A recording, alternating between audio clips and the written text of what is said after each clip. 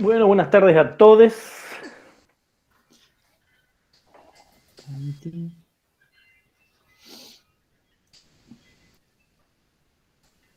Buenas tardes, Guillermo. Buenas tardes, Guillermo. Ya está. Estamos como lentos, bien. Un cierto delay, pero es por internet, Guillermo. Es la humedad que genera esa pegatina de las neuronas. Sí.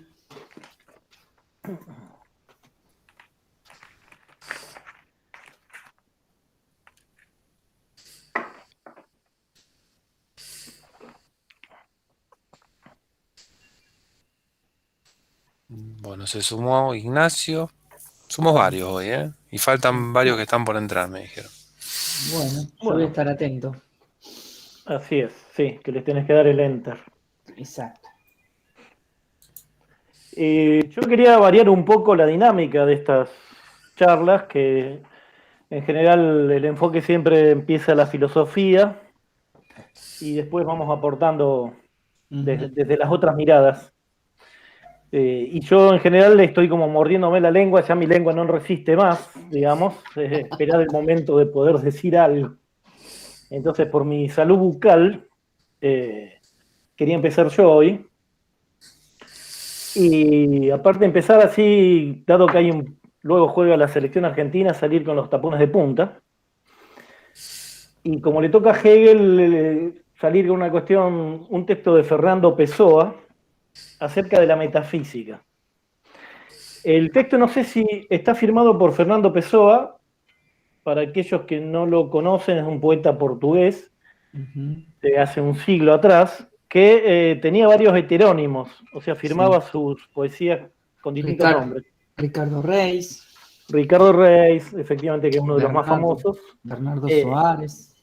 y Álvaro de Campos. Ujú. Uno de ellos es muy taoísta, nos representa absolutamente, así que lo solemos usar así para que sus textos sean como una versión más moderna de las cosas que los taoístas decían hace siglos. Y este poema, la verdad que no sé de cuál de ellos es, pero bueno, es de Fernando Pessoa. Así que se los paso a leer.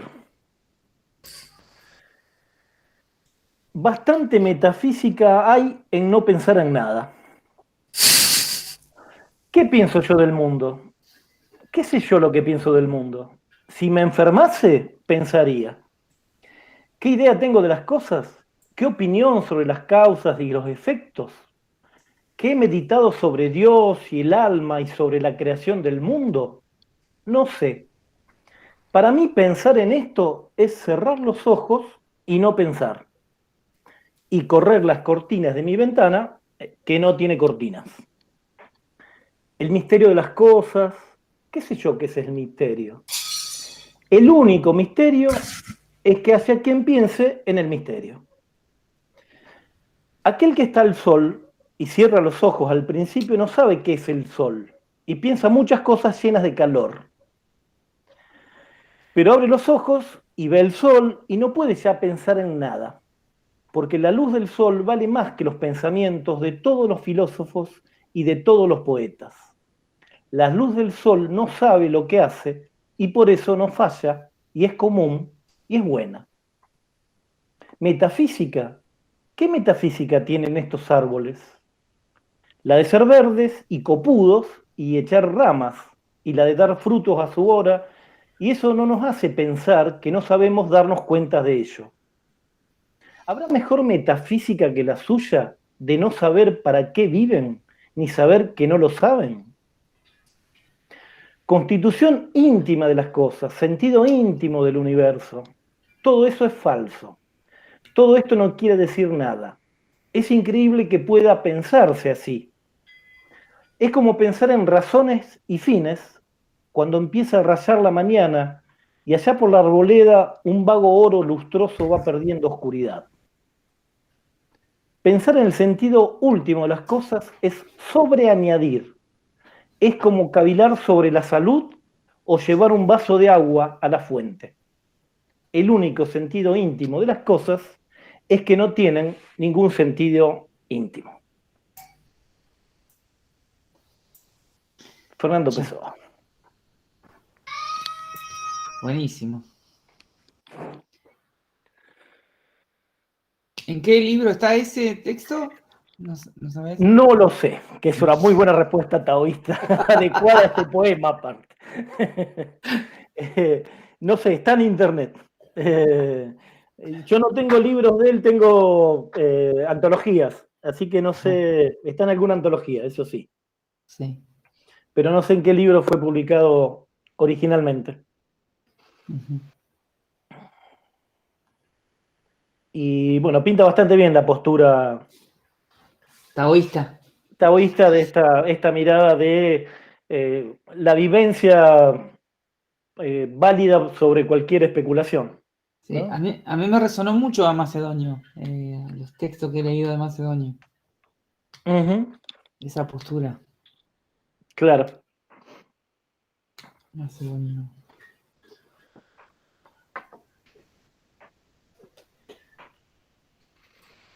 Bueno, Bueno, así Hegel no estaría de acuerdo, o pensaría que esa es una etapa del espíritu absoluto muy, muy muy, básica, ¿no es muy cierto? Muy básica, primitiva, muy sí, cosas primitiva. de salvajes, Muy Claramente, niña. de salvajes explotables. y obvio. Sí, sí, sí.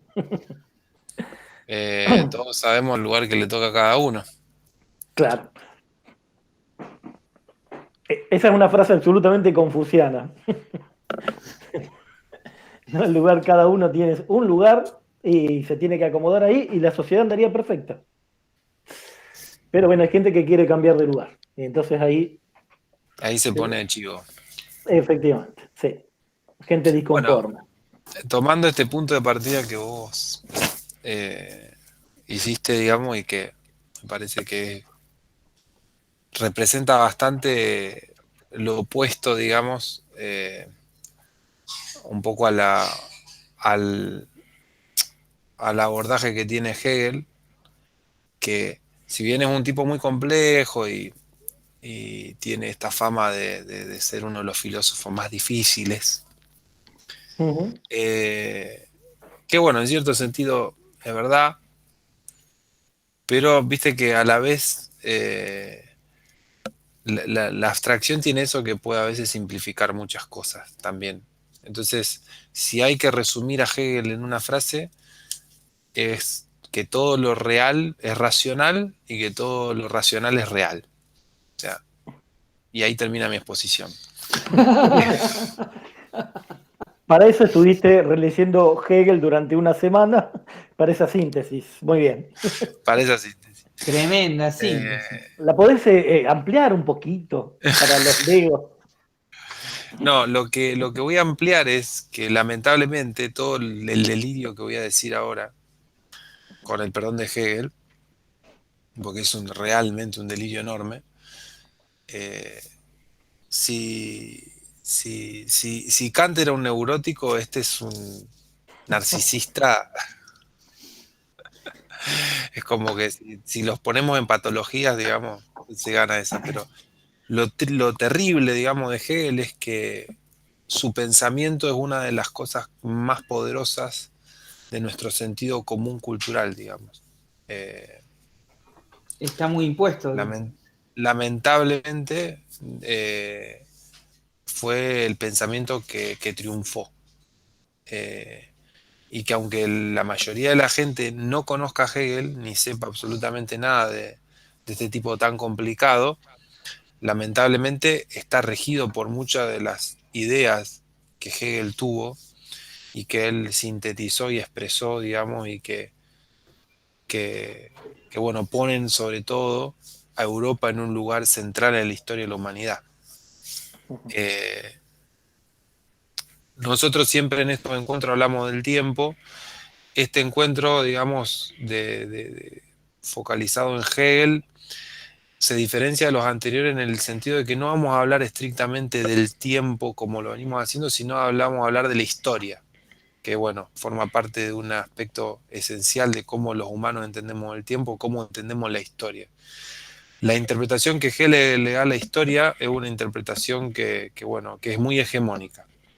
es la que, con algunas modificaciones y algunas remaches, digamos, es en general la historia que se sigue contando y hoy en día que se sigue relatando en el presente y que es completamente falsa, pero bueno, es la que ganó, digamos, ¿no? Lo que más interesante tiene Hegel, para mí, es esto de que él rápidamente siempre planteó que el sujeto está situado en una época y su pensamiento refleja esa época. Digamos que después veremos que, bueno, para él es una etapa del espíritu, pero cada época. Pero esa es una idea que no, seguramente no es solamente de él, pero él, digamos, popularizó y hoy para todos nosotros es como novedad eso. Pero bueno, antes no era tan así, no se pensaba tanto de esa manera. Y básicamente él piensa la historia de la humanidad como la historia del devenir desde del desenvolvimiento del espíritu absoluto. Que el espíritu absoluto básicamente es como una especie de divinidad racional que se conoce a sí mismo a través del movimiento de la historia. Nosotros los seres humanos seríamos una etapa de ese espíritu absoluto que cobra conciencia de sí mismo, ¿no? En esto no es nada original Hegel y ubica al ser humano en un lugar privilegiado, obviamente. En eso no se diferencia de ninguna mitología, pero bueno, él pone las mitologías en una etapa anterior. Pero básicamente la historia de la humanidad como tiene un objetivo, la historia de la existencia en realidad, la humanidad forma parte de esa historia. Y que ese sentido es básicamente el espíritu descubriéndose a sí mismo. La diferencia con el Dios cristiano vendría a ser que el Dios cristiano, si bien también la creación tiene un fin y tiene una dirección, es que Hegel entiende que el mismo Dios se iría descubriendo a sí mismo a través de su creación. En el caso del cristianismo, Dios está como ya es eterno, perfecto, digamos, no tiene ese problema. Pero en el caso de Hegel, la realización misma del de Dios. absoluto requiere de este devenir bueno, que tiene una forma de funcionar que es progresiva, que es teleológica en el sentido que tiene un fin. Y ese progreso, digamos, pones cosas que están antes y están después, y las que están después contiene a lo que está antes de una manera más perfecta. Que eso veremos que no, no tiene consecuencias un poco bélicas, digamos, pensarlo así, pero no me voy a adelantar. La forma en la cual este espíritu se desarrolla en la historia es a partir de lo que él denomina dialéctica. Es una forma que, dicho de muy simple, es como que hay una tesis que es como si fuera un estadio del espíritu incompleto que encierra en sí mismo la negación, que este es uno de los choreos al yin y el yang que dijo el Guille, que después tomará la palabra, y que encierra su opuesto, que es la antítesis de eso, que es como, les voy a poner un ejemplo para que se entienda, ¿no? Y después viene una síntesis que es como una superación de esas dos etapas. Y la síntesis se convierte en una nueva tesis que se niega y se vuelve a sintetizar, y así dialécticamente el espíritu se va descubriendo a sí mismo a través de la negación y reafirmación integrada. Sí, el peronismo es hegeliano o Hegel es peronista, como lo quieran nombrar. Es bastante, tiene un funcionamiento dialéctico bastante igual en su esquizofrenia. Eh, y él así interpreta la historia de las ideas, la historia del arte, la historia de la cultura, la historia política. Él interpreta como estadios de tesis, antítesis, síntesis que van evolucionando y se van superando y van progresando hasta llegar a un estadio más evolucionado.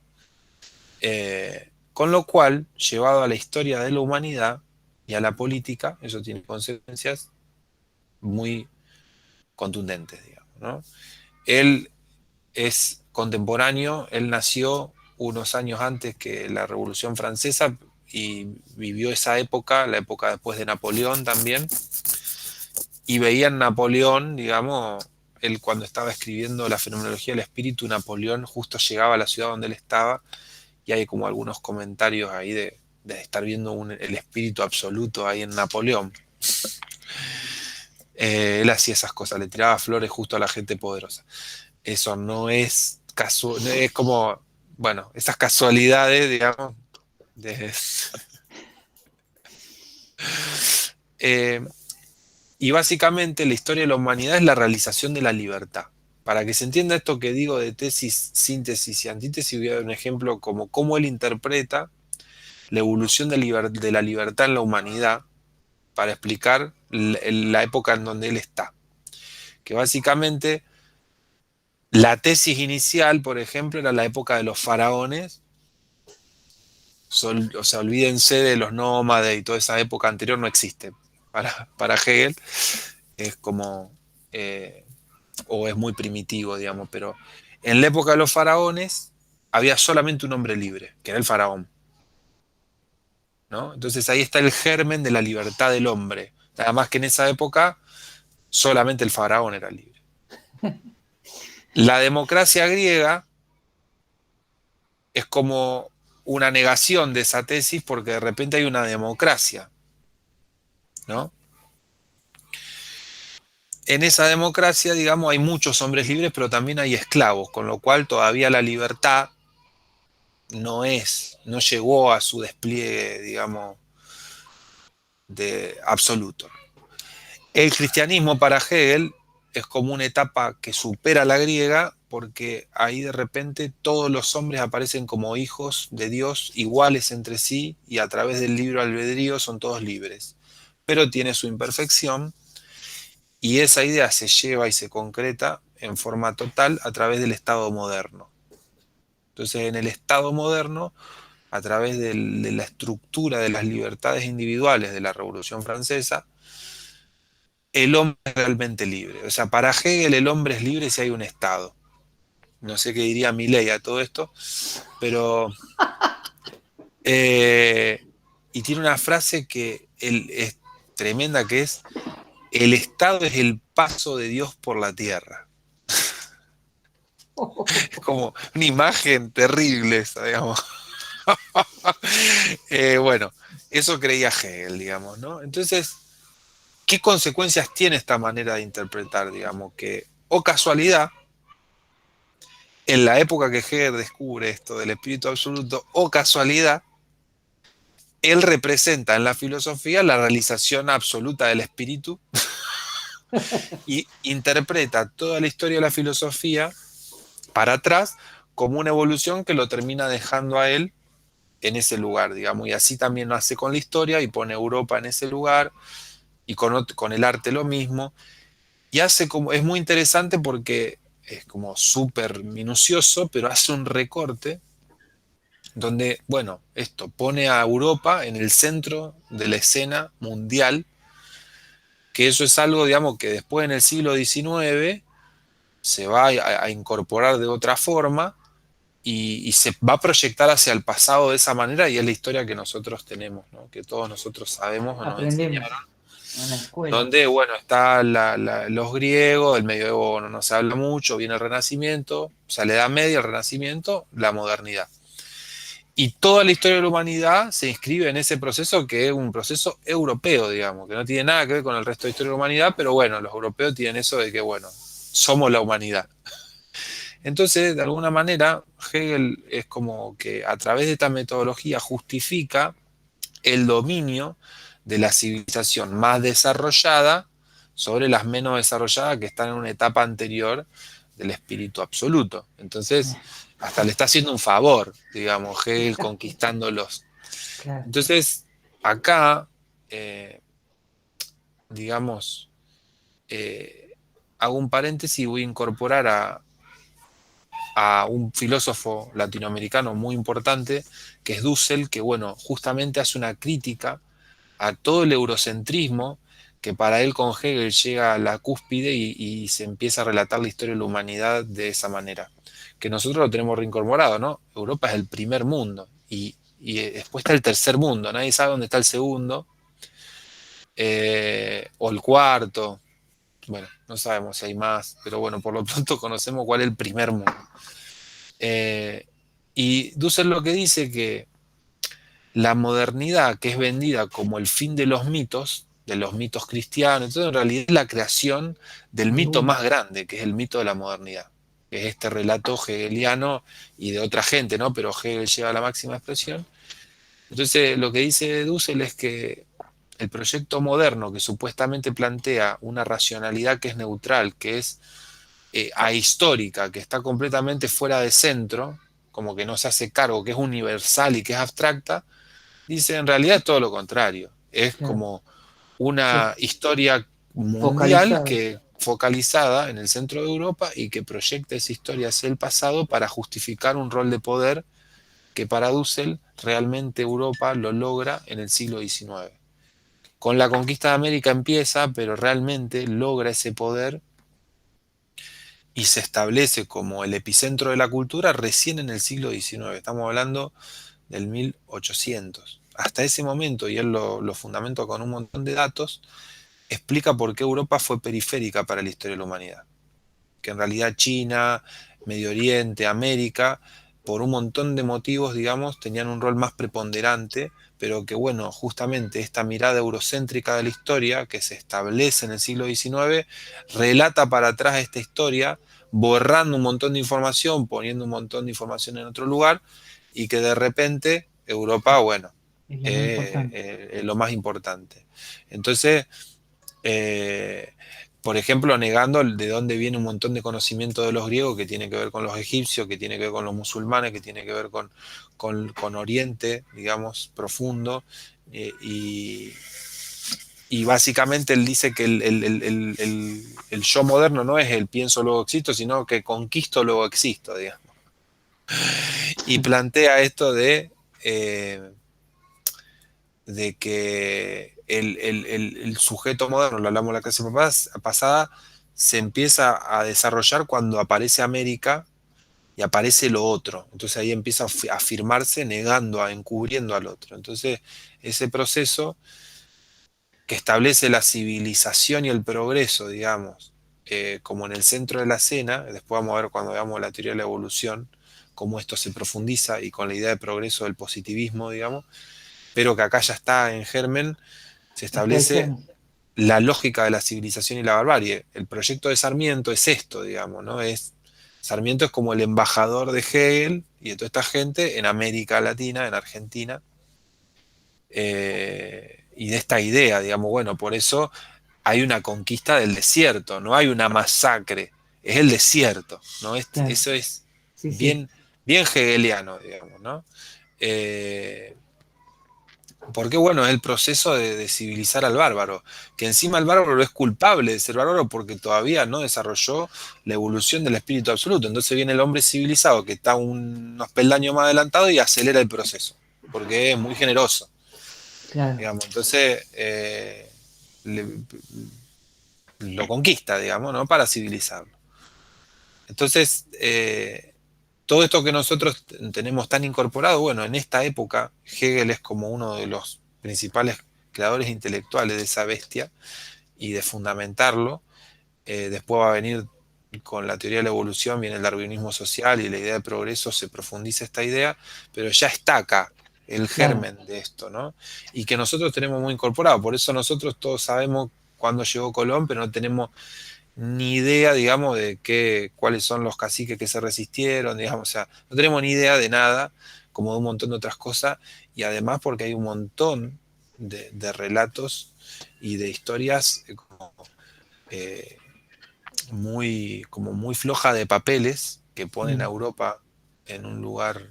Por ejemplo, Dussel tira datos muy interesantes como que en China, por ejemplo, la imprenta se desarrolla en el siglo VIII. Claro. Ya ellos Sí. imprimían papel y muchas armas de guerra y también mucha tecnología que después fue utilizada para la revolución agrícola que después generó la revolución industrial en Europa, fue básicamente gracias a toda esa tecnología china, eh, y que Muy anterior. básicamente él lo dice socarronamente, en realidad lo que hizo Da Vinci fue copiar un montón de textos, digamos, no fuera tan inventor Da Vinci, le copió muchas cosas a los chinos, digamos. Yo, como no soy especialista en esta área, no puedo decir, pero él supuestamente que investigó y tiene los documentos, los cita, está documentado, digamos, y hasta tira un dato que yo no sabía, que el acero lo desarrollan los chinos y las primeras fábricas de acero en Europa las fundan chinos, digamos. O sea, hay muchos datos muy bizarrísimos, digamos, de la historia, que bueno, cuando él la va desmenuzando y va argumentando, muestra cómo, por qué Europa estuvo periférica por tanto tiempo y que básicamente durante todo el medioevo, que Europa está encerrada por los musulmanes, en el resto de la humanidad había un progreso y un montón, no sería la idea progresa, pero había un montón de comunicación, digamos, había ciudades gigantescas de 400.000 habitantes. El imperio inca, por ejemplo, tenía 800 oficios, o sea que no podríamos hablar de feudalismo, digamos, ahí. Era algo mucho más elaborado. Y bueno, entonces él a través de esta idea va desmantelando esta idea progresiva de que estaban los nómades, después vienen los nobles, bueno, después viene la civilización. Esa es la historia de Europa, no es la historia de la humanidad, digamos. Y Europa, bueno, la impuso y la llevó. Claro. Y Hegel es como uno de los, en base a esto que decía antes, de la dialéctica, el desarrollo del espíritu absoluto, es uno de los que fundamenta ideológicamente esa superioridad europea, y lo justifica en términos abstractos y racionales de que, bueno, oh casualidad, en filosofía yo soy la expresión del espíritu absoluto, y él lo dice, ¿no? Lo que venga después ya, el espíritu ya se realizó, va a ser toda chuchería. Mm. Y en ese contexto le tira ahí unas flores al rey de Prusia, que dice que, bueno, ese es el estado que mejor representa el espíritu absoluto y lo condecoran. Bueno, hay un montón de situaciones así muy graciosas de ese estilo. Pero bueno, yo básicamente lo traía porque me parecía interesante pensar esto, ¿no? En este momento que lo tenemos todavía tan incorporado, porque hoy en día, desde los lugares de poder, nos siguen vendiendo de primer mundo, es lo que es, porque ellos están más civilizados, porque ellos hacen mejor las cosas, digamos. O sea, no hay conquista, no hay colonialismo, no hay riqueza que se han llevado a otros lugares, no hay guerras, digamos, ¿no? O sea, no hay que ni siquiera han entrado en guerra entre ellos. O sea, no hay, todo eso pareciera que no existe, que los países que son más pobres son solo pobres, digamos, porque no hacen bien las cosas, digamos, ¿no? Y los países que son ricos porque hacen bien las cosas. No hay guerra, no hay presiones de poder, no hubo dictaduras, digamos, no hubo nada. Entonces, todo eso se fundamenta, siempre se fundamentó de muchas maneras, pero en esa época se empezó a diseñar eso como cuando se conquistaba a los pueblos originarios, diciendo, bueno, nosotros venimos a liberarlos, a traerles el progreso, no estamos conquistando nada, no nos estamos quedando con su riqueza, nosotros le podemos dar un uso porque ustedes no saben usar el oro. Entonces, todas esas cuestiones que siguen al día de hoy, digamos, y están súper instaladas, en esta época es cuando logran formarse, digamos, y cobran su forma más definida y se convierten en el sentido común de hoy, ¿no? Entonces, o sea, sin ir más lejos, Estados Unidos, digamos, las últimas guerras que hizo, digamos, siempre fue hablando de llevar la libertad a Medio Oriente, o sea, ellos llevan la libertad. Entonces, Ujú. todo lo que nosotros sabemos de Medio Oriente es, bueno, ahora los talibanes, ¿no? De repente todos sabemos que los talibanes son flores de hijos de puta, que es verdad, pero bueno, Arabia Saudita es igual, y Arabia Saudita es un aliado de Estados Unidos. Pero en Arabia Saudita las mujeres están en una situación muy similar a Afganistán, digamos. Entonces, es como, bueno, esto, cómo Europa nos muestra al enemigo siempre, nos muestra dónde está el peligro, y bueno, ellos son la libertad, digamos, ¿no? Creo que desde hace 2 años las mujeres de Arabia Saudita pueden manejar autos solas. Cuidadito. Mira, 2 años. Vos que decís que son atrasados en esas cosas. Sí, pueden conducir autos ya las mujeres en Arabia Saudita, sí. Y aclaro algo para no identificar justamente, no igualar, porque en Turquía, por ejemplo, que también es un país musulmán, hubo mujeres representantes antes que en Occidente. O sea, esta idea de que el mundo musulmán, digamos, es más machista que Occidente, hay que ver país Sin por duda. país y qué rama digamos, de la Sí, cultura musulmana estamos hablando. Como no es lo mismo el Opus Dei que otra rama del catolicismo, no es lo mismo un país, ¿se entiende? Hay Sí, sin duda. tendencia, hay diferencia, pero para la mirada que todos tenemos, que reproduce esta mirada eurocéntrica, es como que todos sabemos que ahí en todos los países musulmanes las mujeres tienen menos libertades que en Occidente. Y eso, digamos, hay que ver caso por caso, digamos. Entonces, eh, digamos, hoy en día está muy instalado esto. Está tan instalado Ujú. que parece lo que yo digo parece una idiotez, incluso ese punto, ¿no? Han logrado instalarlo tanto que... eh, pero bueno, básicamente un poco traer la historia, mirar la historia a través del pensamiento hegeliano, digamos, es mirar un poco cómo nosotros estamos acostumbrados a pensar la historia de la humanidad, que es un Ujú. recorte atroz, digamos, de algo mucho más complejo, mucho más interesante, digamos, y que lamentablemente no tenemos acceso porque, bueno, se han quemado libros, se han, se han robado la historia, digamos, ¿no? Eh, Sí, es impresionante pensar cómo se impuso todo ese pensamiento, porque porque, también es un proyecto pedagógico, digo, así como está el proyecto de claro, conquista, está el proyecto educativo, o sea, es un proyecto que es- tiene claro, muchas aristas.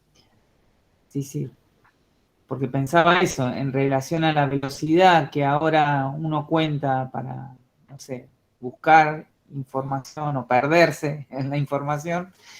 eh, ese tipo de pensamiento que fue tan hegemónico y lo sigue siendo, la velocidad de comunicación era también otra,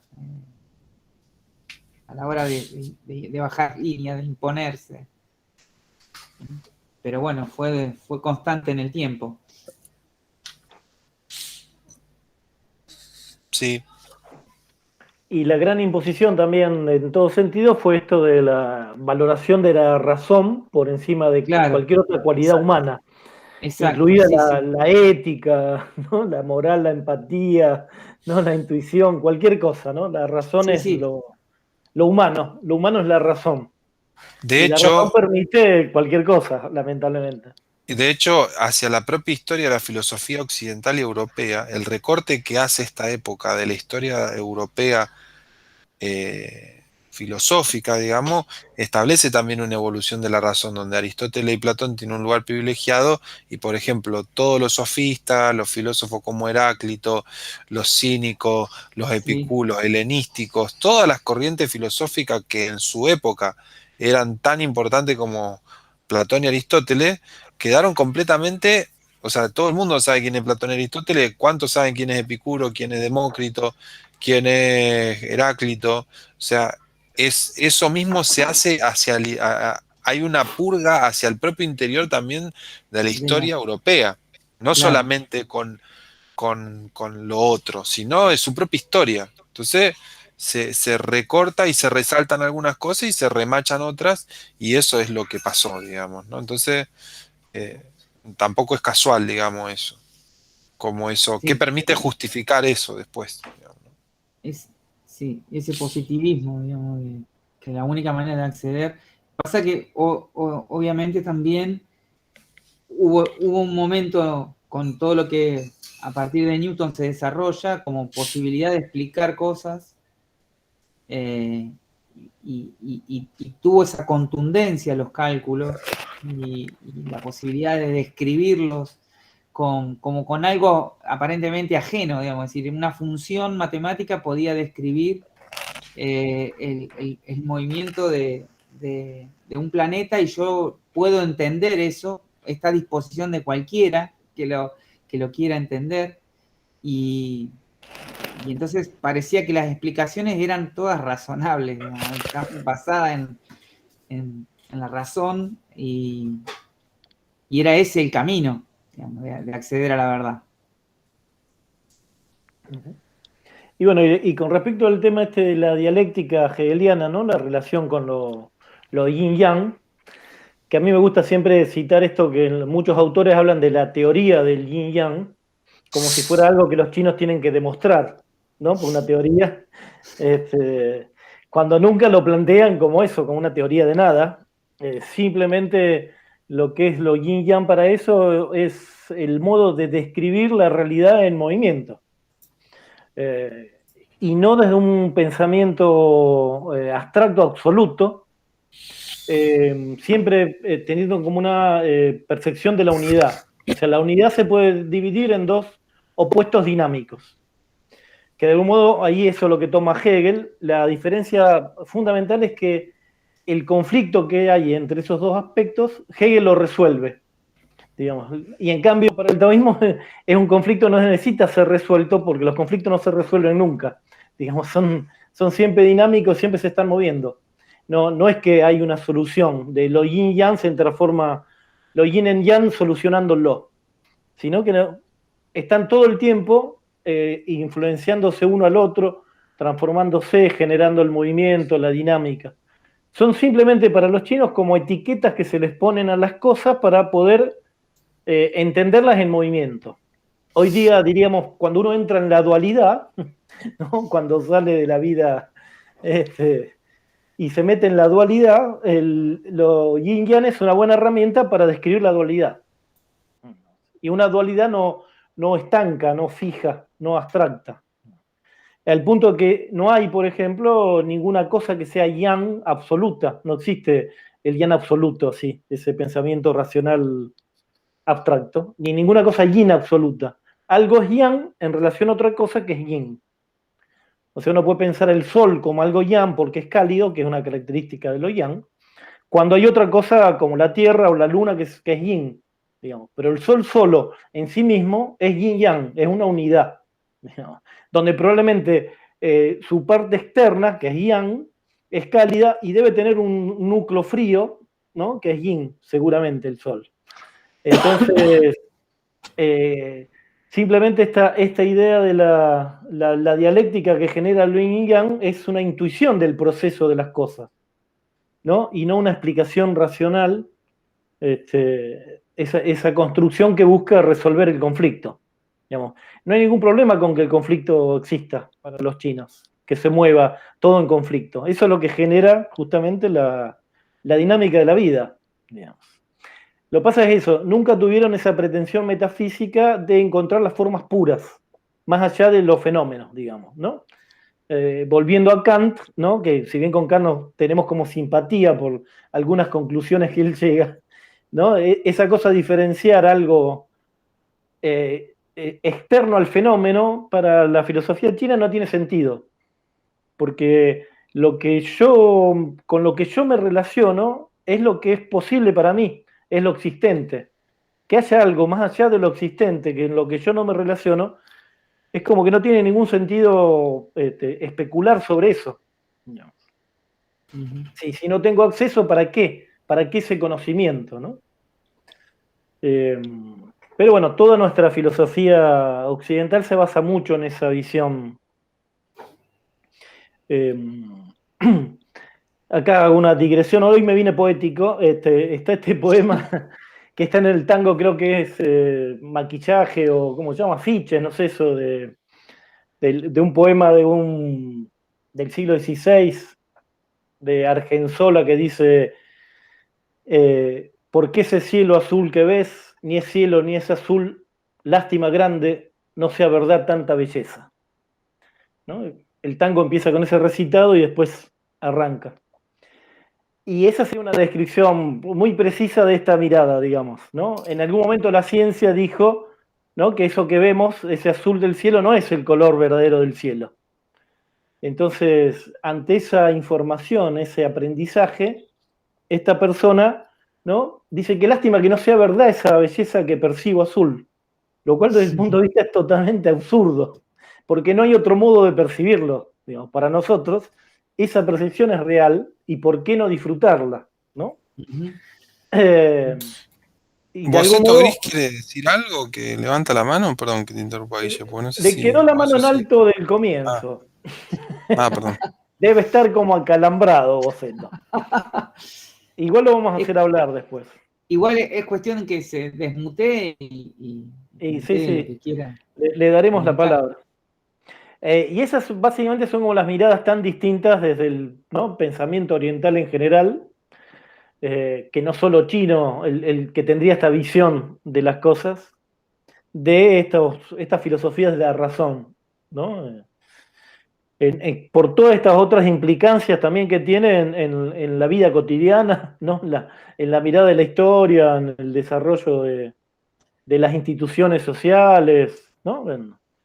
En lo que implica la conquista, los gobiernos, un montón de cosas. Estas miradas determinan caminos muy diferentes. Sí, sin duda. Es decir, el hecho de, digamos, en el marco casi de un precepto bíblico, el tema de dominar la tierra, el hecho de poder entender las fuerzas que gobiernan ciertos movimientos y que nos permiten de alguna manera sacarle más provecho, entre comillas, ¿no? Pero en beneficio de la humanidad, o no sé, se desarrollan tecnologías, se desarrollan un montón de aplicaciones que tienen que ver con un dominar la naturaleza, dominar la tierra. Obviamente, para poder hacerlo hay que conocerla o hay que estudiarla, hay que acercarse, y es un poco las ideas motrices que también llevaron a esa necesidad de entenderla. Pero como contaba Facundo y la otra vez, en las ciencias, para lo que se transmitió de Newton, es toda esa parte, si se quiere, positivista de su desarrollo científico. Toda su parte de pensamiento más místico, más ligado con la intuición o con lo que pretendía conocer, quedó totalmente relegado, digamos, en parte de ese proyecto que describía Facundo. Sí, eso también forma parte de este relato de la historia, ¿no? Que va Claro. recortando y que va... Por eso después también la visión del tiempo histórico para los chinos también es distinta en ese sentido. Esta cosa que no es, ellos no miran la historia en esta evolución, ¿no?, del espíritu progresiva y que se va mejorando de a poco, ¿no? Sino que son ritmos, digamos, ¿no? Los momentos históricos son modelos, como entran en una lógica más de ritmo que es muy diferente, que está muy relacionada con el modo de la escritura china, ¿no? Esta cuestión de los que llamamos ideogramas, que sería mejor llamarles emblemas, ¿no? Que su significado lo obtienen en relación con otro emblema, digamos. Y entonces los tiempos históricos se entienden en relación con otro tiempo, un momento con otro momento, pero, pero no en una lógica lineal ni en una lógica evolutiva, digamos, positivista, ¿no? Uh-huh. Yo voy metiendo de a poco lo chino porque lo vamos a desarrollar más al final, cuando yo termine de entenderlo. Entender a esta gente es difícil porque realmente su mirada del tiempo y el espacio es muy diferente a la nuestra. Y parece así como contraintuitiva en algunos aspectos, sobre todo cuando tenemos tan internalizada esta visión de la historia, ¿no? Esta cosa lineal y progresiva de... Sí, este sistema cartesiano. Sí, sí, sí, sí. Entonces, pensar que el tiempo se puede vivir de una manera que no sea pasado, presente, futuro, ¿no? Que uno se puede relacionar con el tiempo histórico, incluso de una manera que no sea esa, es muy extraño. La verdad que es una manera muy, muy diferente de percibir esa descripción de la realidad, ¿no? Porque finalmente son todas descripciones posibles y diferentes, incluso que generan posibilidades de vivir diferentes, ¿no?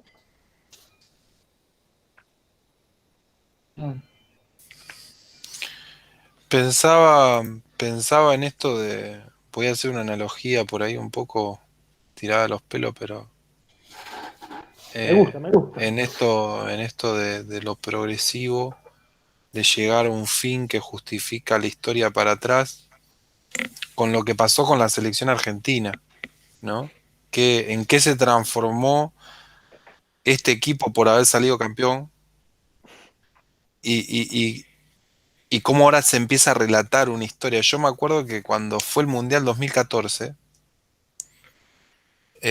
yo disfruté muchísimo ese Mundial. Lo vi encima, estaba viajando y vi un partido en una provincia, otro partido en otra provincia, lo vi en lugares muy distintos y me llamaba la atención que todos los partidos en los lugares que estaba, la mayoría de la gente estaba enojada y puteaba. Estaba disconforme con el equipo, como que creo que en la semifinal solamente, y más o menos, que la vi más familiarmente, no estaba tanto ese clima.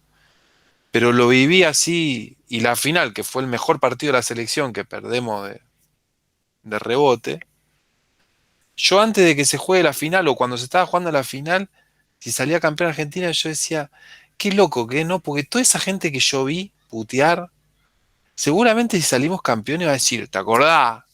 ¿Qué mundial? ¿Te acordás cómo jugamos ese mundial? ¿Cómo ganamos? ¿No? Y digo, y yo me hizo preguntarme, ¿cómo fue el Mundial 86 yo que no lo viví realmente? Mm, ¿Qué pasaba en el minuto a minuto?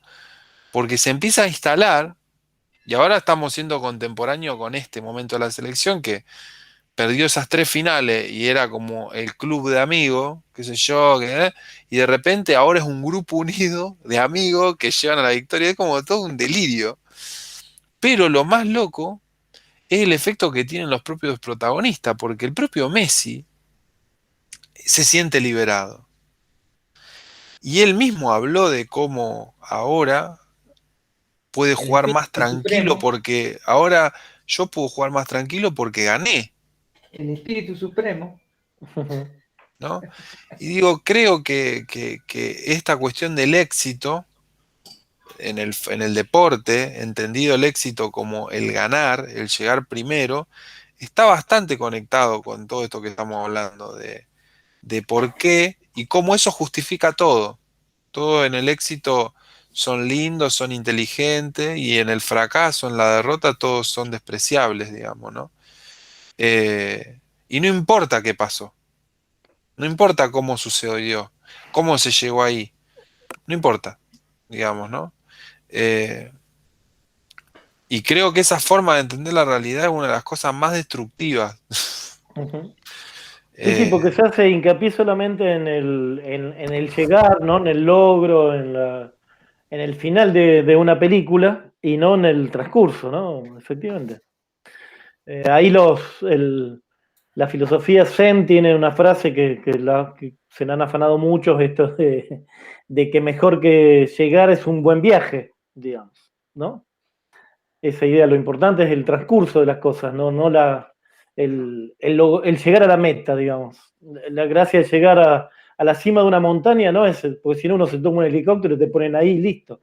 Digamos, la gracia está en todo el recorrido que tenés que hacer para alcanzar ese logro, pero no el logro en sí mismo, sino todo el trayecto, que en metáfora sería la vida, digamos, ¿no? Sino la llegada, lo único que importa de vivir es morirse, ¿no? Es llegar a la meta final y trascender, por supuesto.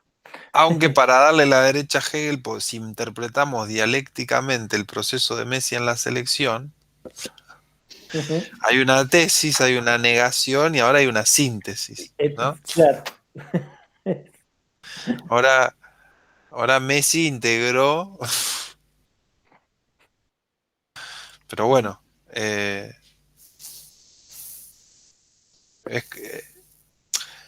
es como en el cine. Yo me acuerdo que una vez hice un curso sobre cine donde mostraban cómo el cine cuando empezó era una cosa rarísima, digamos, y en un momento empezó a convertirse en contar historias, pero antes de convertirse en contar historias, se hacían un montón de cosas con el cine, pero todas esas cosas quedaron completamente de lado cuando se volvió como, ¿cómo se dice? una forma Canónico, de... digamos, que el cine es contar una historia, que tiene Mm. principio, desarrollo y tiene final. Y yo pensaba, ¿cuántas cosas en la historia de la humanidad son así? Que surge algo que podría haber ido para cualquier lado, pero va por ese lado, de repente, y bueno, ahora todos pensamos que el cine es eso, que es ver una historia, digamos, ¿no? Y las cosas que se hacían al principio en el cine eran delirantes, una cosa rarísima. Sí, sí, sí, totalmente surrealista uno le pondría. Sí, Sí, sí, sí, unas porque cosas. no había hilación, no eran imágenes, efectos No, no, especiales, es eran una cosa. búsqueda de, a ver qué podemos hacer con esto. Con esto, claro, era bien eso, Bueno, viene un nene con un juguete nuevo diciendo, ¿qué corno es esto, no? era una expresión artística absoluta, sí. Sí, en Y sí después misma, entró en una narración, sí, entró en la literatura, digamos, exacto. Sí, sí. efectivamente. Mm.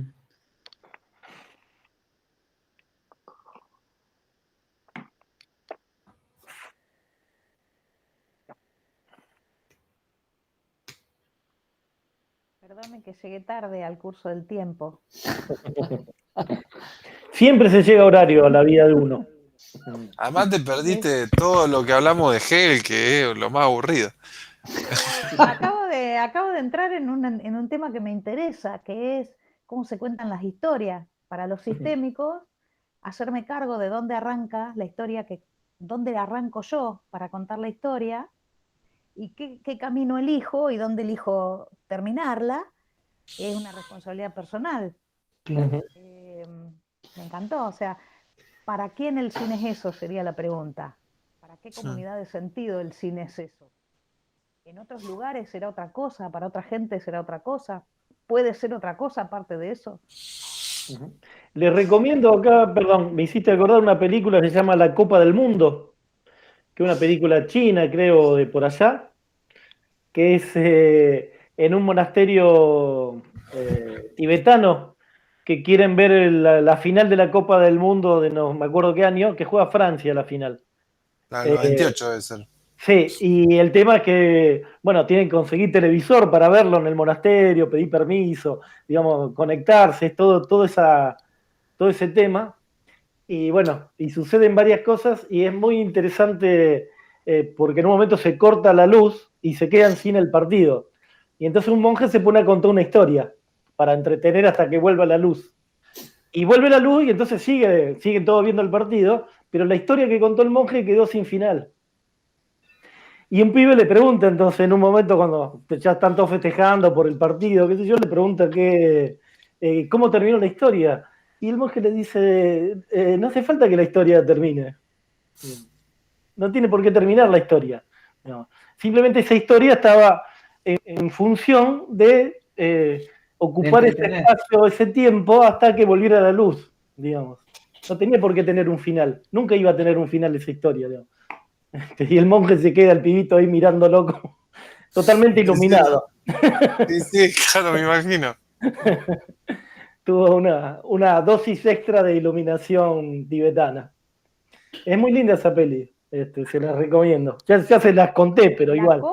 La copa se llama, La Copa del Mundo, creo. la Copa del Mundo. Sí. Ponés monje tibetano, la Copa del Mundo, te va a aparecer. Sí, se hace como una adicción tener que buscar un final de algo. Y sí, Es como si el final le explicara todo lo anterior, justificara todo lo anterior. ¿No? Eso es lo que tienen los finales. O lo Y negara. es, O lo negar, que sí. O sea, de algún modo lo resignifica todo lo anterior el final.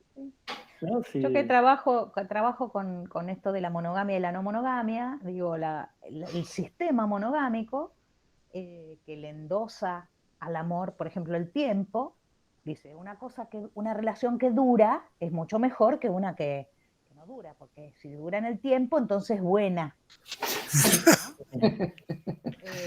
O si una relación, un encuentro termina en convivencia, es buena. Si termina en casamiento, es buena. Si no, no es buena. Mm. claro. vamos a El tener ti- que traerte un pastor, Karina, me parece. No, no, no. Te agradezco, te agradezco. Porque él te podría explicar esa parte.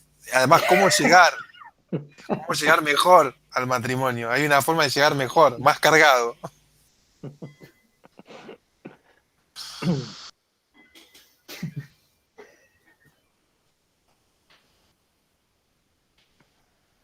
Aunque la experiencia dice que un buen matrimonio siempre termina en un divorcio. Claro. Sí, sí, sí, es la principal causa de los divorcios, del matrimonio, como decía Groucho. Acá estoy hablando de fútbol. Ahí está. Sí, y pienso esto como de las, en esto que decías vos, Cari, ¿no?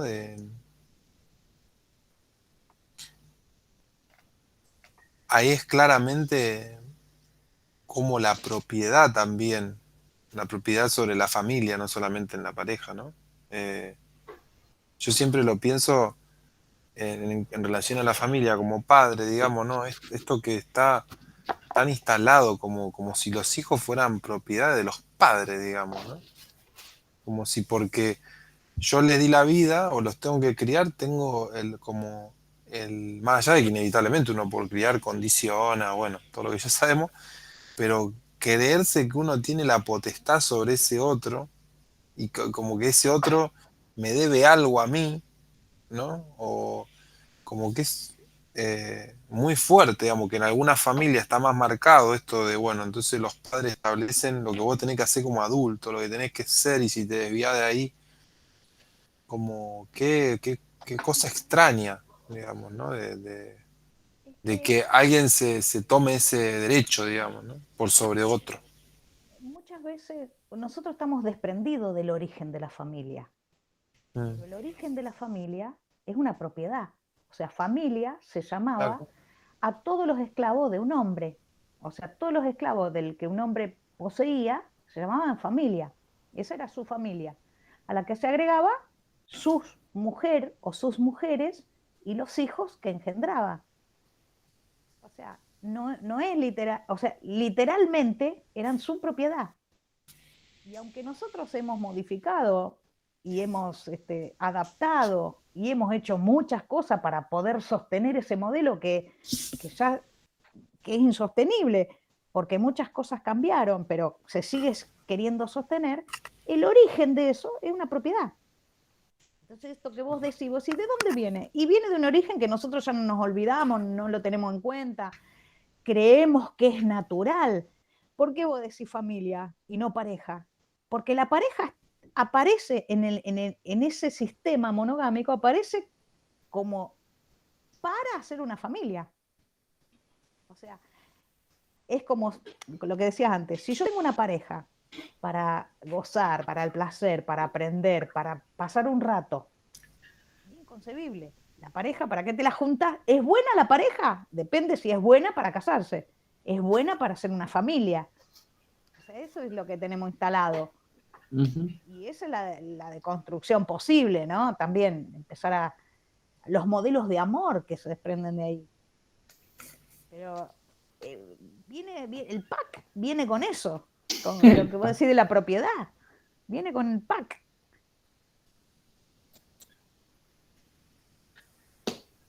De Hegel a la monogamia En un salto. en un, no- pasamos por Messi en el medio, o sea, fue Hegel en la tesis, Messi Yo, en la selección, en la negación de la antítesis, y la síntesis es la monogamia y la familia como propiedad. yo entré en Messi yo. Y Bueno, Claro.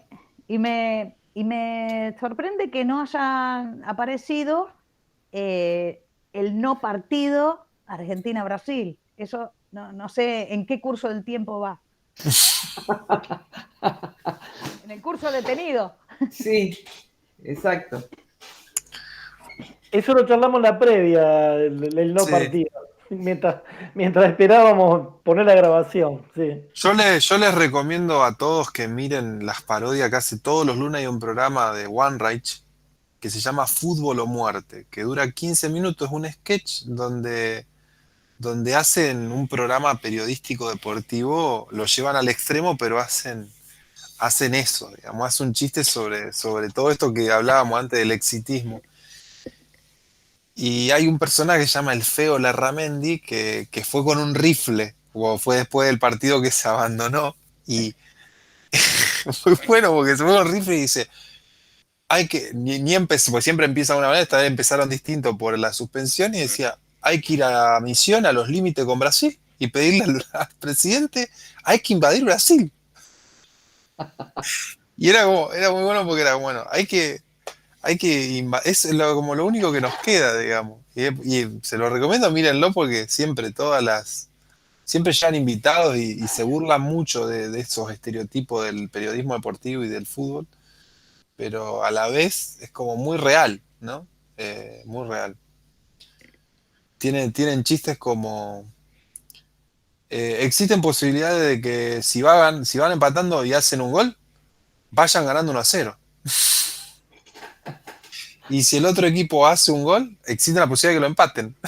Hace comentarios del obvio. Muy bueno, se los recomiendo. Pero sí, muy loco lo que pasó ahí. Y estuve viendo que estaba armada la persona que Sí, entró ingresó. armado a la cancha. Lo cual, en el contexto de lo que está pasando en Brasil y de lo que se está avecinando poco a poco, Y no no es un tampoco. dato menor, digamos.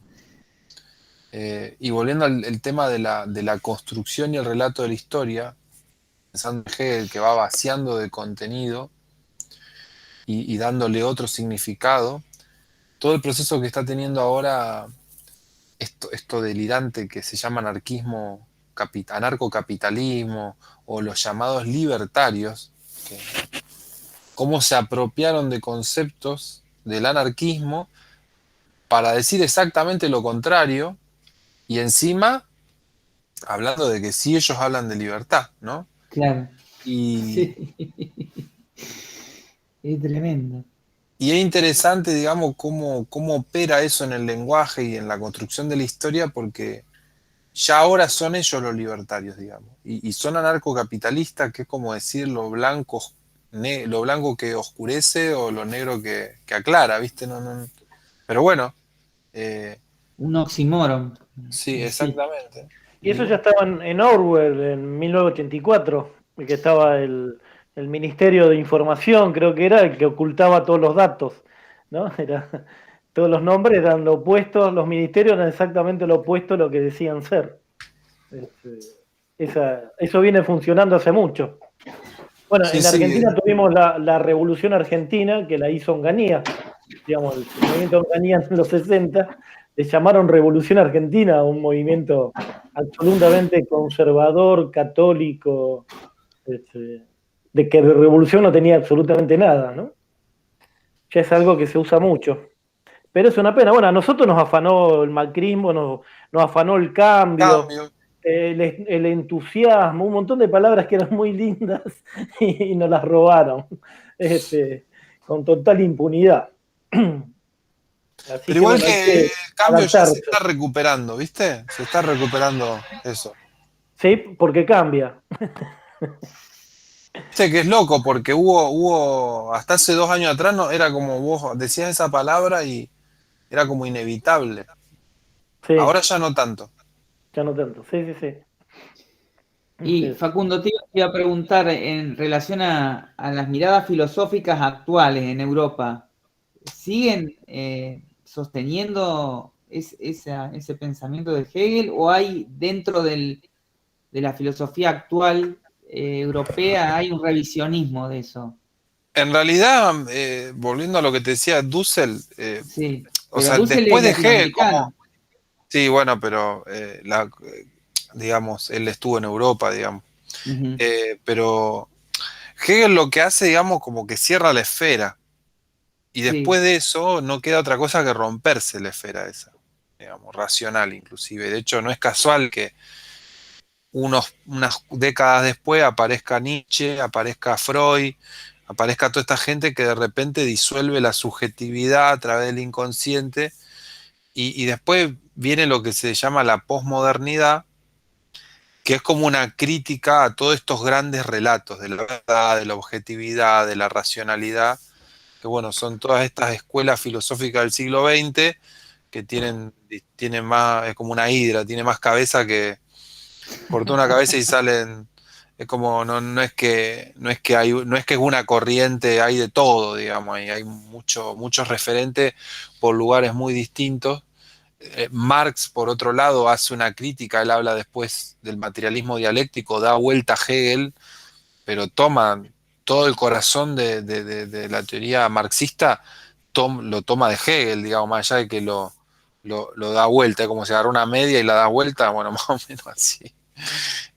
Y son de alguna manera todas visiones críticas, pero digamos, desde la perspectiva de Dussel, siguen siendo críticas internas desde Europa hacia sí mismo, digamos, siguen sin poder mirar realmente lo que está por fuera, lo que está fuera de ese relato europeo.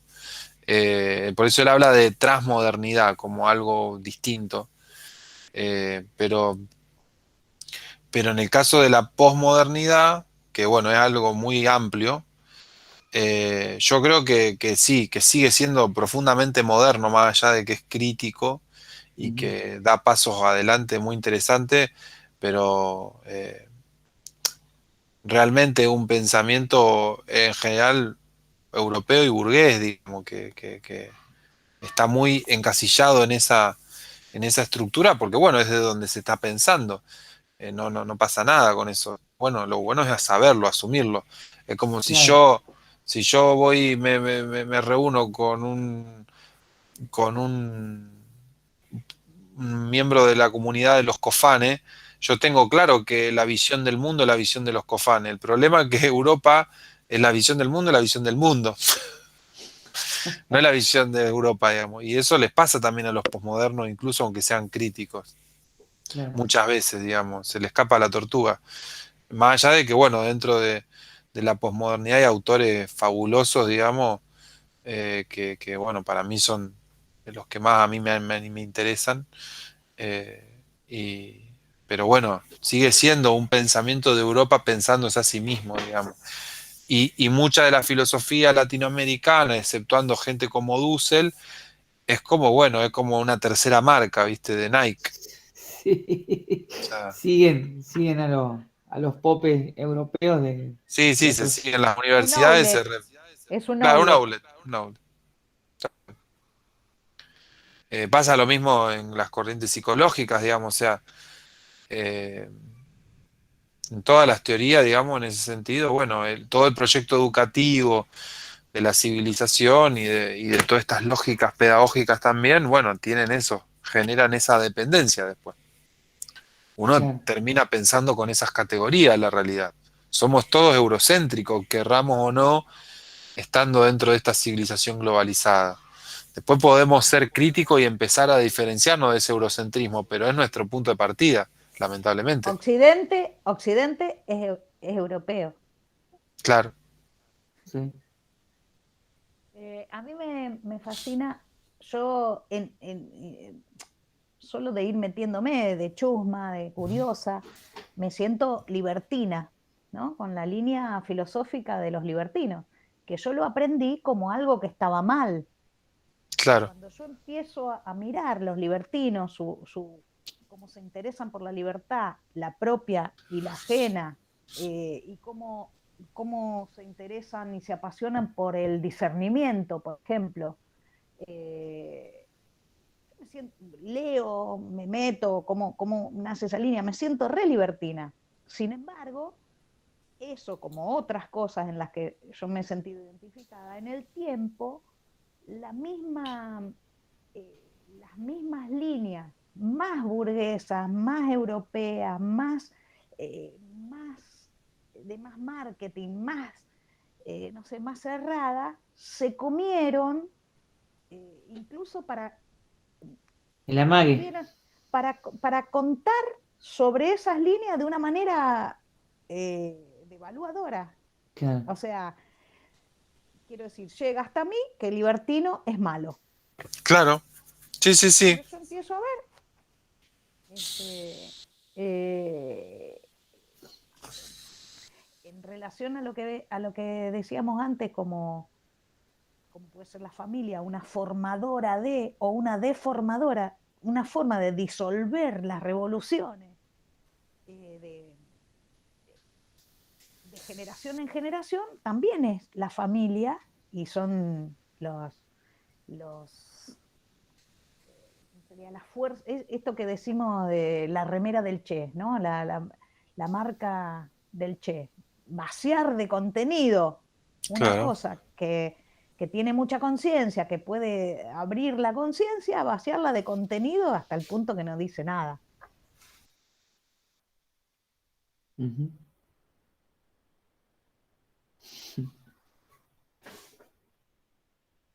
Que dice que es blanco-negro, ¿no? Esto que no, lo asociaba con esto que decía de las nuevos lugares, ¿no? De las nuevas posiciones que se venden, que se ofrecen, ¿no? Como paradojas en sí mismas, ¿no? Sí, también pienso estas paradojas que hay también de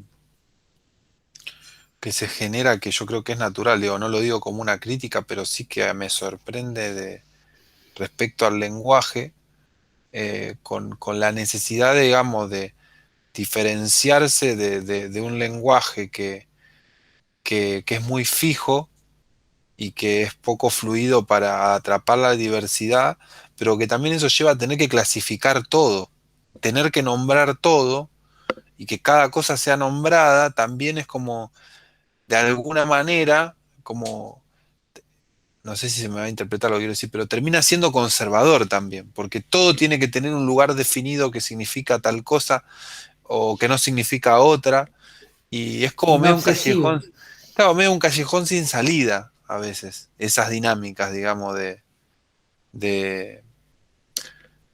eh, de la racionalidad para mí.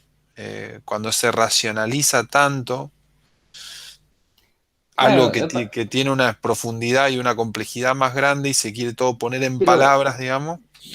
pero eh, hay algo de eso que tiene que ver con digamos, porque si vamos al caso, un juego de cartas, un juego de mesa, es un juego donde hay reglas y se establecen unas reglas, y hay un orden, digamos, en el cual se procede, y sin embargo, lo que se procede, en general, ¿no? Obviamente que habrá excepciones y se convertirá en una tortura, pero en general el juego lo que produce es el placer de una diversión.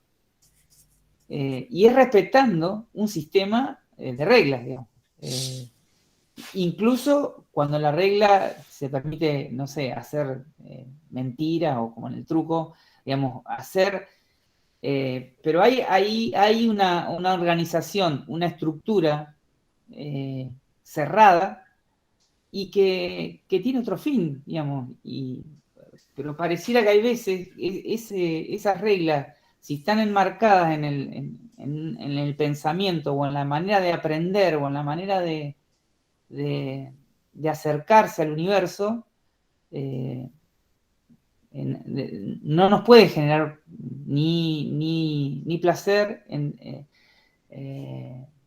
sino que tiene que ser algo, digamos, el sacrificio, o tiene que ser algo que implica estudio, que implica disciplina.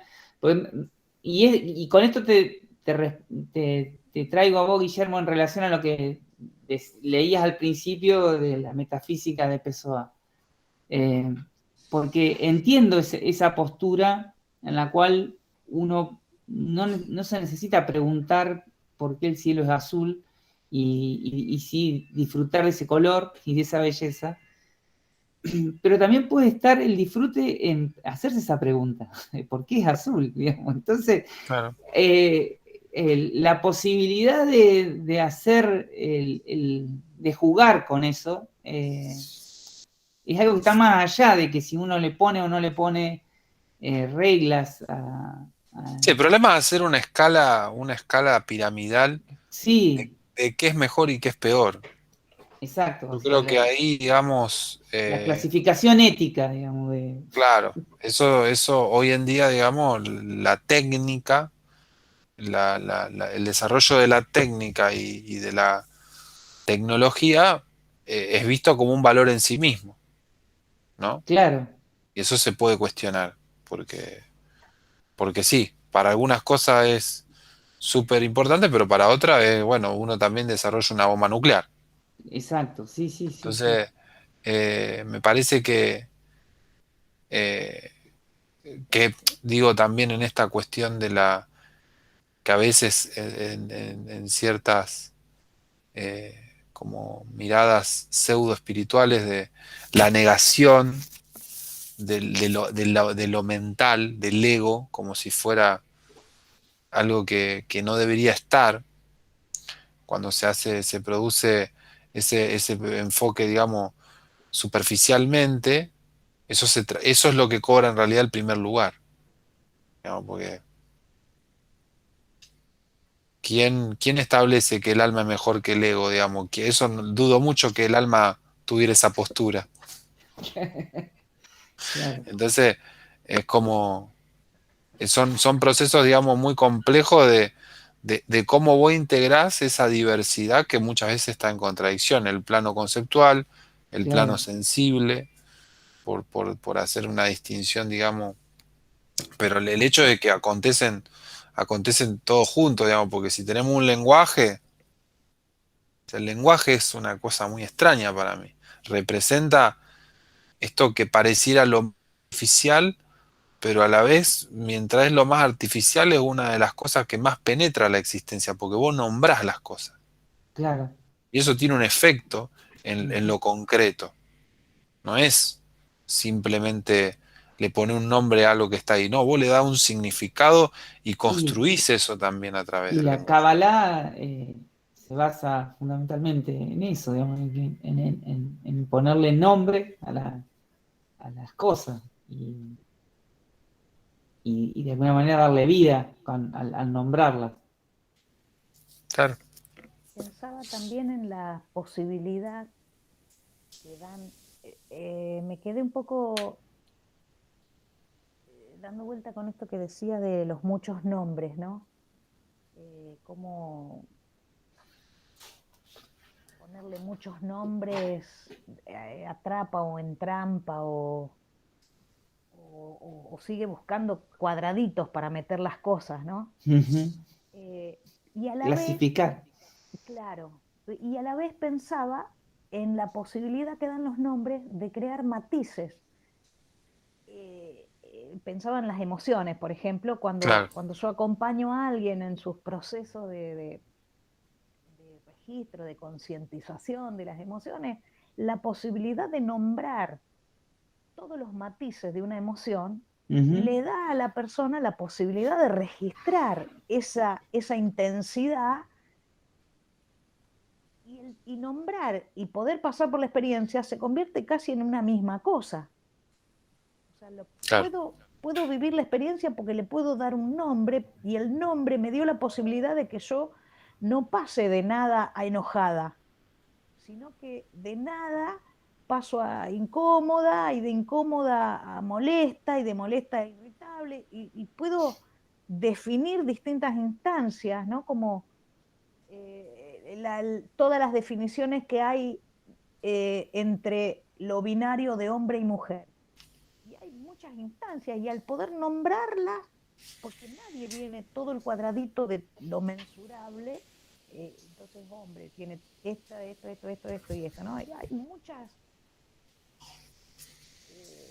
muchas cosas que pasan por ahí, digamos, y acá está el máximo y acá está el mínimo, pero en el medio hay un montón de experiencia de solamente lo mensurable, ni siquiera estoy hablando de género, que si yo las puedo nombrar, o la medicina las puede nombrar, o la filosofía las puedo nombrar, también se pueden habitar a partir de ser nombradas y dan un lugar para alguien que siente o piensa o le pasan ciertas cosas. Sí, ahí el único tema, desde el taoísmo, eh, también volviendo a eso, lo que decía Facu, me acordaba que Confucio tenía algo que creo se llamaba la rectificación por los nombres. Era su propuesta política. Las propuestas políticas eran raras en China, digamos. Eh, Porque en realidad todas las filosofías de las épocas lo que planteaban era cómo ordenar el caos que era China en esa época, que estaba lleno de reinos combatientes. Y entonces él lo que proponía es que se definieran bien las palabras, que cada palabra significara una cosa muy... Hablemos bien, muchachos. Después si nos matamos, nos matamos. Entendámonos todo. Y por supuesto, entonces definimos bien todo, cada palabra, qué función cumple, cómo se relaciona, cuál es su lugar. Y ahí entraba el proyecto político, esto, digamos, ¿no? Está el príncipe, está el primer ministro, que era él, ¿no? Los esclavos, esas cosas, y cada uno tiene un nombre y ocupa ese rol. Digamos, está todo. Entonces el mundo queda ordenado. Esa era un poco la idea de Confucio. Con lo cual los taoístas responden con esto, con lo que empieza el Tao Te Ching, ¿no? El Tao del que se puede hablar no es el Tao permanente, el nombre que se puede nombrar no es el nombre permanente. Y él se puso ese nombre, Confucio. ¿Eh? Y él se puso Confucio. Confucio. El tema es eso, que es difícil que las palabras se las puedan cerrar en un significado tan fijo, digamos. ¿No? Claro. En su propia naturaleza está esto de ir moviéndose y transformándose incluso en lo opuesto, ¿no? Como algunas palabras que tenemos hasta nuestro idioma, que si uno las lee en el diccionario son lo opuesto a lo que decimos, que en este momento no me acuerdo, pero hay una que tiene que ver con el frío, que lo usamos como si fuera calor, o viceversa. Y entonces ese es un detalle que... Te perdimos, ¿eh? Ajá. Se nos cortó, Guille.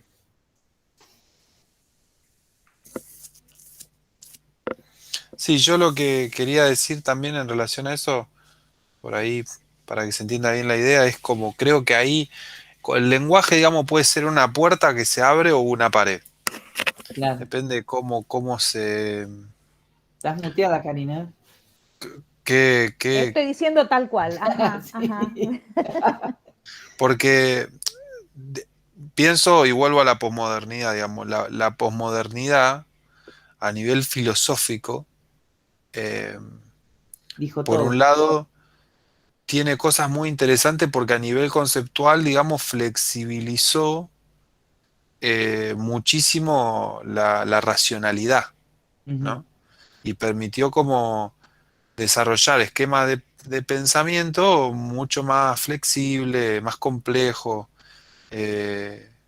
menos, no tan binarios, digamos, ¿no? Pero simultáneamente, en esa complejidad conceptual, muchas veces hay como, lo voy a decir en forma burda, como una paja mental también, que está completamente escindida de la acción. Entonces, en ese sentido, a veces, para mí, muchos desarrollos conceptuales muy interesantes, como que si no tienen un anclaje después en el hacer, en la corporalidad, se puede volver como una catarsis simbólica, pero que no transforma realmente. Claro. Sin ya que igual transforme ese plano es un montón, no digo que no sirva para nada, pero digo, ese aspecto de la posmodernidad a mí siempre me generó cierta reticencia, digamos, y doy un ejemplo re concreto de lo que se vivió en pandemia, que para mí eso representó claramente cómo se da el aprendizaje intelectual y no es orgánico, de toda la gente que a mí me rodeaba, que es especialista en Foucault y en el control y el poder y bla, bla, bla, cuando empezaron las cuarentenas, más allá de los fundamentos del virus y todo, pero al toque se alinearon, digamos, y se volvió incuestionable. Entonces vos ahí te das cuenta qué tipo de incorporación de lo que plantea Foucault había en esas personas, digamos, Claro. ¿no? Sí. De en qué plano estaba eso, porque si vos Sí. sos especialista en comprender que la sociedad de control y bla, bla, bla, de repente hay un fenómeno donde se hiperdesarrolla el control y no te hace ningún ruido y crees enseguida en el pensamiento hegemónico, ahí evidentemente se ve Claro, qué tipo de incorporación hiciste de Foucault, digamos. claro. Sí, sí, Que ahí total. donde yo digo, eso es bien posmoderno en un sentido negativo. Es como súper complejo acá en el debate, podemos ser todos re locos, pero después somos re judío-cristianos cuando estamos en la cama, digamos. Entonces, bueno, sí, vos podés hablar mucho de lo que sea, de la sexualidad, pero después, no sé, Sí, cuando sí, tenés sí. que coger, coger como tu abuelo, digamos, que o sea, y no cambió, no cambió Pecador, mucho. sos un pecador. Y esa es la parte por ahí más compleja y lleva más tiempo para mí transformar, que me parece que el feminismo es un muy buen ejemplo del tiempo que lleva y a la vez lo ha acelerado, porque ha cambiado cosas tan rápido que en otras épocas hubiesen sido difíciles de pensar que se cambie tan rápido, ¿no? Eh, pero creo que para mí como movimiento transversal, cultural y que tiene como muchas, como un pulpo, muchos brazos, el feminismo es una clara manifestación de que hay que cambiar cosas que son transversales y que tienen un montón de aristas, digamos, que no es algo tan simple. O sea, sabemos dónde no queremos ir. Dónde queremos ir, estamos descubriéndolo paso a paso, es mucho más complejo, digamos. Eh, y cuando lo tenés que llevar a la práctica, ahí se ven los pingos, diría un amigo.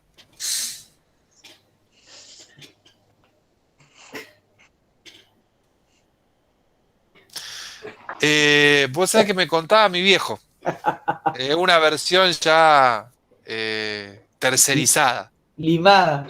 Sí, sí. Eh, Filtrada, ya estaba filtrada. filtrada. Y yo como tengo algún recuerdo de entrar a la pieza de mis padres y ver algunas cosas, yo ahí tengo además como una reversión actualizada de mi padre. Entonces yo a partir de eso puedo construir, digamos, más o menos a mi abuelo.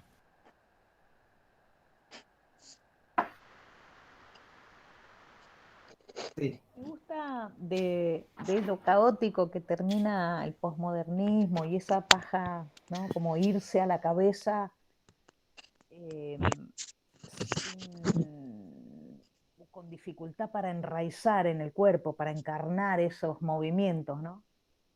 Y esa capaz desolación que implica la posmodernidad de no poder creer en nada al final, no hay, no hay nada de donde agarrarse, y cómo vamos creando comunidad de sentido para poder,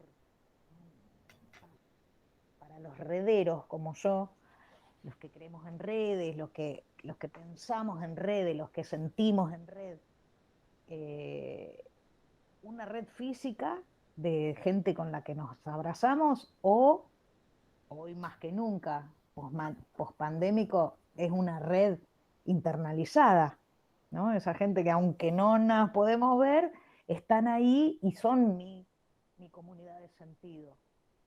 Eh, eh, y en mi comunidad de sentido, como vos decís, hay una creencia de que incorporar, encarnar un pensamiento tiene que ver con ser más coherente, a lo mejor, o con habitar el cuerpo de ese pensamiento, no quedarme solamente ahí. Y para otros, su comunidad de sentido será, yo soy lo que soy capaz de pensar, ponele. Eh, Se me da vuelta No lo te de los escucho, Facu. construccionistas. No se te escucha, Facu. ¿Ya? Ahora, ¿Ahora? ahora sí, No. ¿Se me escucha? ahora sí. Ah. Somos en A mí, línea. Ahora sí, ahora mi quiebre con la posmodernidad más grande fue a través de las constelaciones. Porque Hellinger es un tipo que conceptualmente es muy pobre. Es hasta con flojito, términos flojito. cristianos así, recontra, te lo diría si yo lo agarro conceptualmente y lo leo, re pedorro, re básicos, digamos, y re poco elaborado, y como cascotes así. Eh, y desde la práctica de la fenomenología, como hay una profundidad de la información, que en toda esa diversidad que yo había leído y que había estudiado, ni siquiera se asomaba, porque no estaba el cuerpo. Yo ahí entendí que no estaba el cuerpo, que se hablaba un montón del cuerpo, pero no estaba.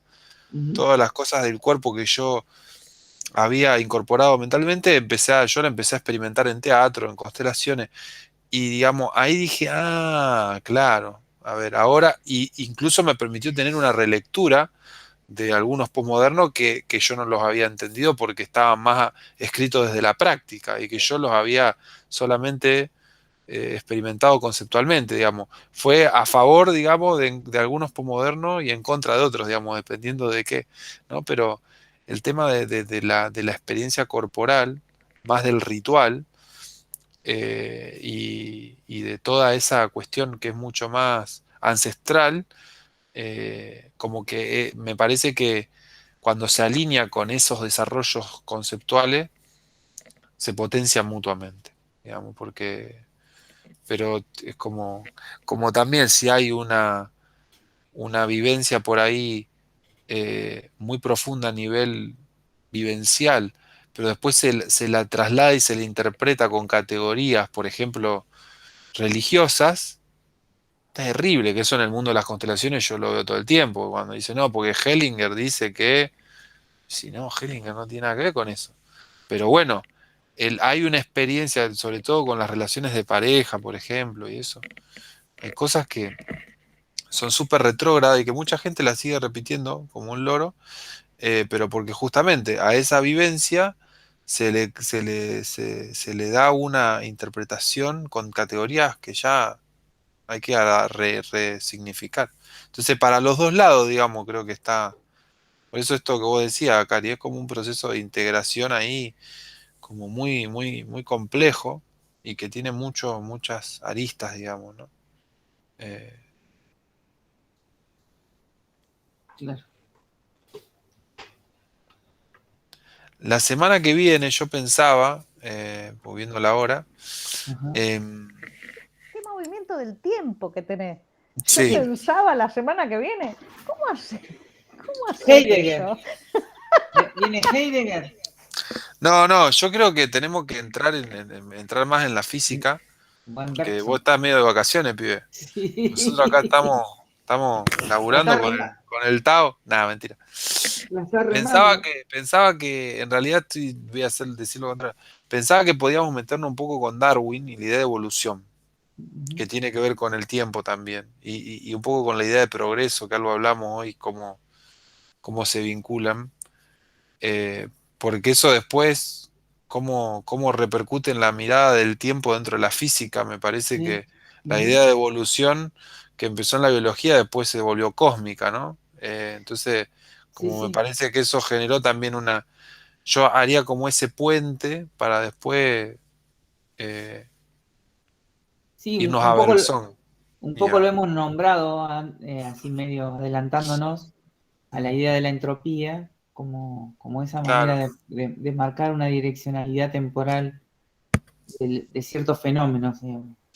Más allá de que las leyes de la física permitan ir para atrás, otras, en el tiempo, mm, la entropía estaría marcando una direccionalidad. Sí, sí, ahí tiene la evolución, digamos, por lo que se observa en la biología y en muchos procesos mm. físicos también, la necesidad de marcar esa direccionalidad eh, temporal, al menos Y- como ese parámetro, digamos, del experimento, ¿sí? La sucesión, el cronometrar Tal cual. el Bueno, tiempo. por eso yo iría por ahí. También podemos hablar del recorte que también se hizo de la propia idea de evolución de Darwin, ¿no? Que justo es bastante capitalista, que no es casual. Hablando de lo que hablábamos de Hegel y los recortes de la historia, de justo qué parte todos sabemos de la teoría de la evolución que tiene que ver con la supervivencia del más apto, ¿no? Y la lucha o sea, justo todo eso es lo que todos sabemos de la teoría de la evolución, que es mucho más compleja que eso. Pero bueno, también podemos aprovechar para como contextualizar un poco eso y después entrar más de lleno en las ideas de tiempo del siglo XX, que ahí vas a Claro, laburar vos, Bernardo, y nosotros te vamos a escuchar. Bueno, Y vamos a hacer todo que entendemos de física cuántica, porque ahora todos saben de física cuántica. sí. Ponele. Sí, sí.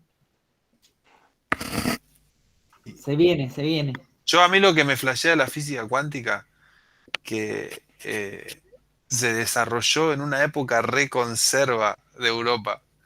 Como Sí. es muy delirante, o sea que yo me imagino a esos tipos ahí, todos vestidos como se vestían, que eran re, como en general, súper retraídos, qué sé yo, pensando todos esos delirios, digamos, como que no cuaja con la estética de la época, la física cuántica. Claro, pero bueno, pero eso es parte también del recorte de Claro, información que te llegó.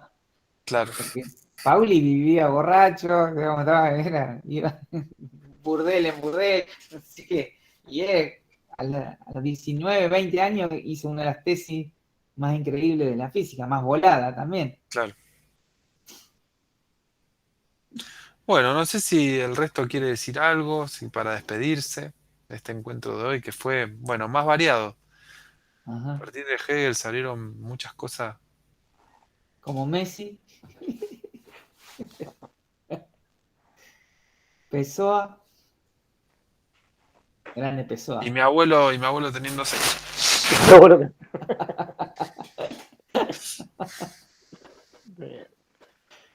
Todos tienen lugar. bueno, Bueno, nadie dice nada. bueno, nadie dice nada. Está bien. Así que Bueno, nos veremos el próximo jueves por este Buena mismo semana. multicanal. Buena semana, Cari. gracias a todos. Chau, chau. Adiós. Chao, Chao. gracias, gracias.